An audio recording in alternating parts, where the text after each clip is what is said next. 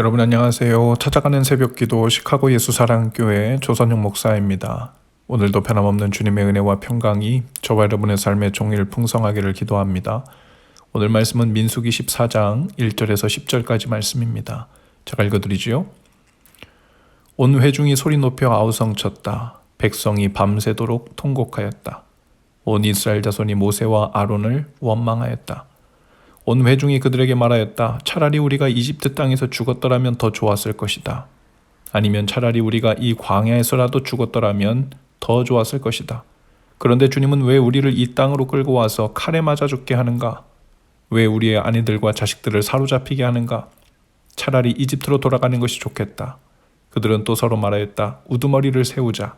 그리고 이집트로 돌아가자. 모세와 아론은 이스라엘 자손의 온 회중 앞에서 얼굴을 땅에 대고 엎드렸다. 그러자 그 땅을 탐지하고 돌아온 이들 가운데서 눈의 아들 여호수아와 여분네 아들 갈렙이 슬픔에 겨워 자신들의 옷을 찢으며 이스라엘 자손 온 회중에게 말하였다. 우리가 탐지하려고 두루 다녀본 그 땅은 매우 좋은 땅입니다. 주님께서 우리를 사랑하신다면 그 땅으로 우리를 인도하실 것입니다. 젖과 꿀이 흐르는 그 땅을 우리에게 주실 것입니다. 다만 여러분은 주님을 거역하지만 마십시오. 여러분은 그 땅 백성을 두려워하지 마십시오. 그들은 우리의 밥입니다. 그들의 방어력은 사라졌습니다. 주님께서 우리와 함께 계시니 그들을 두려워하지 마십시오. 그러나 온 회중은 그들을 돌로 쳐 죽이려고 하였다.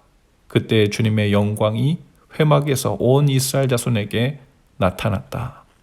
아멘. 어떻게 이렇게 전혀 다른 반응이 나올 수 있을까요?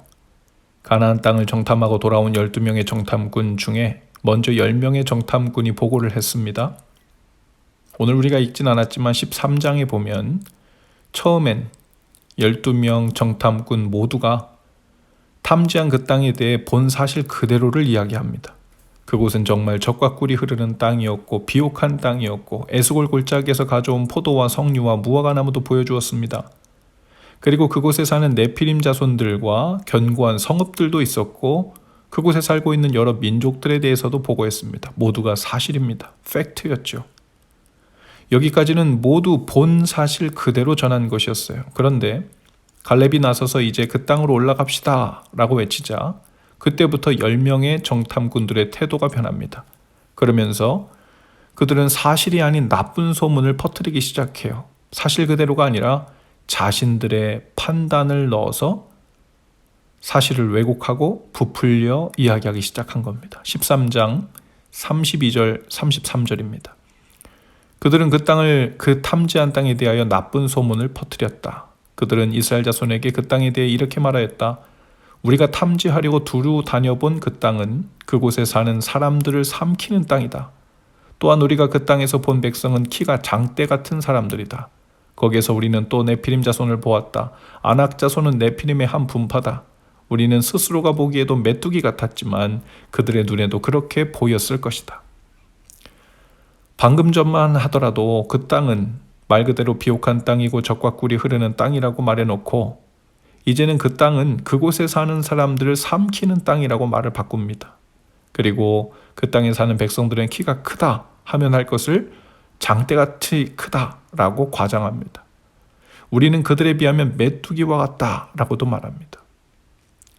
이 말을 들은 백성들의 반응은 점입가경입니다.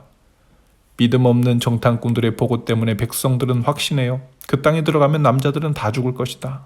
아내와 자식들은 다 사로잡혀 그런 결과가 빚어질 것으로 생각합니다. 그래서 그들은 밤새 아우성치며 통곡을 하며 울었다고 했어요.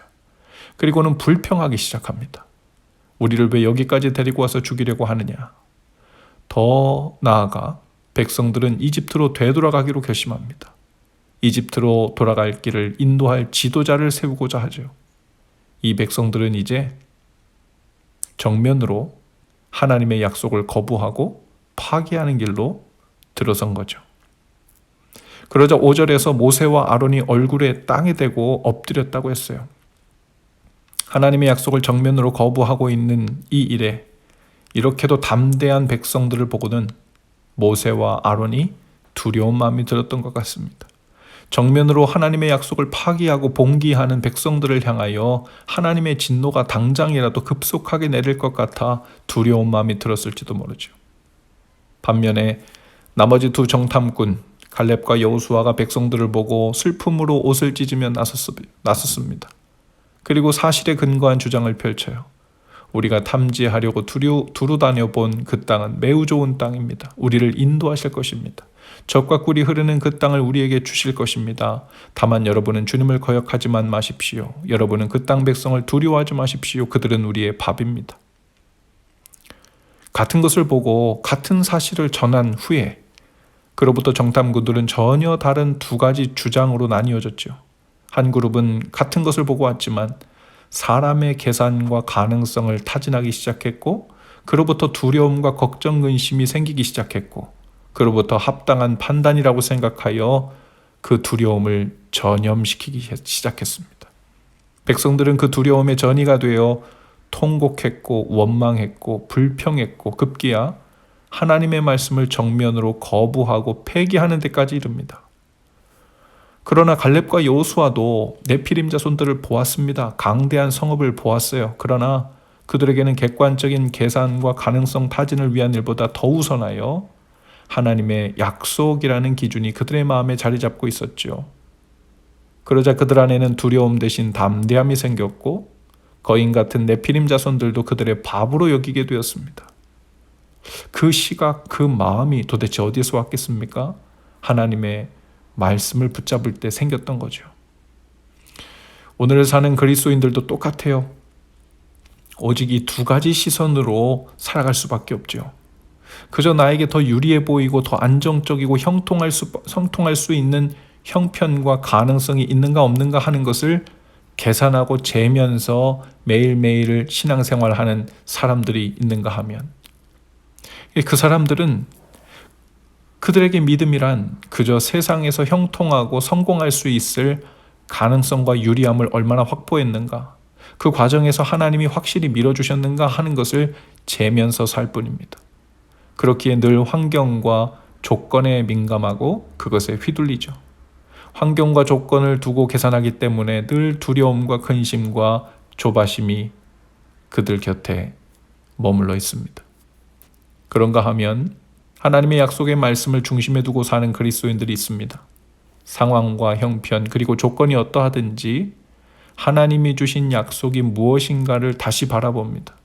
하나님의 약속의 말씀을 의지하여 판단하고 그 길로 들어서죠. 그들에게는 세상이 감당하지 못하는 담대함과 평안이 자리 잡습니다. 오늘 하루를 시작하면서 누구도 예외 없이 이 두 가지 갈림길의 선체로 시작할 것입니다.